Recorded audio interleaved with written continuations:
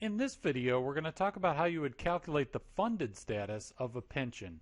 So the rule of thumb is as follows. You basically compare the projected benefit obligation, which if you remember is the present value of all the vested and non-vested benefits at future salary levels, and you compare that PBO to the fair market value of the pension plan assets that you have set aside. Okay?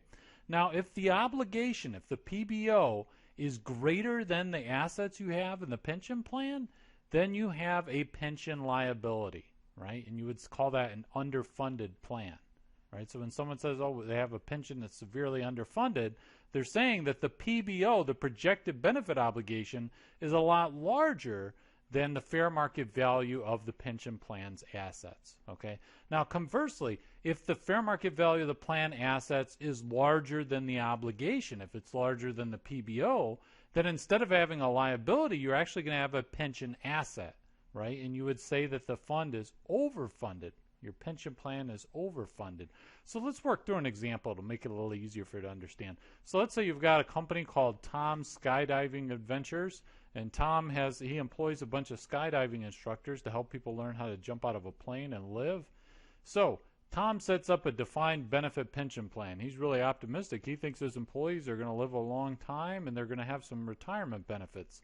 Now, Tom has a projected benefit obligation of his plan of $300,000, right? So based on the vested and non-vested benefits of his employees and their projected future salaries, that's the PBO, of $300,000.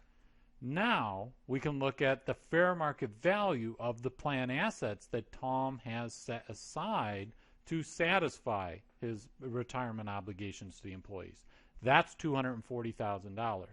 So all we do is as follows. We just say, okay, look, the obligation is $300,000. We subtract the assets set aside to satisfy the obligation. So $300,000 minus $240,000 is $60,000, right? And our PBO is larger than the fair market value of the plan assets. So we say that we have a $60,000 liability, pension liability, right?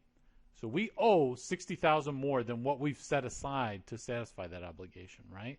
So we would say that we are underfunded. Our pension plan is underfunded by $60,000, and on our balance sheet we would have a liability, a pension liability of $60,000. You don't show the PBO and the plan assets separately on the balance sheet. You just show this net amount, right? That net amount of the $60,000 pension liability. Now let's say that Tom has another company. Tom also has a base jumping adventures company with a bunch of base jumpers, and he also set up a retirement plan for those guides, those instructors, and he's trying to figure out the funded status of that retirement plan. So with that company, this is a different company now. I'm going to give you a different example. He's got a PBO of $150,000, right? But he's got a fair market value of plan assets of $220,000.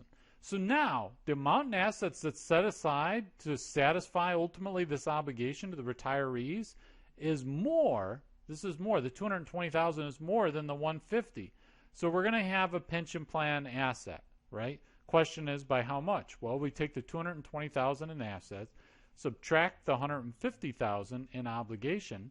That's going to give us a net amount of $70,000, right? And so we're going to call that a $70,000 pension asset, right? And this net amount is going to be what shows up on the balance sheet, and we would say that this pension is overfunded.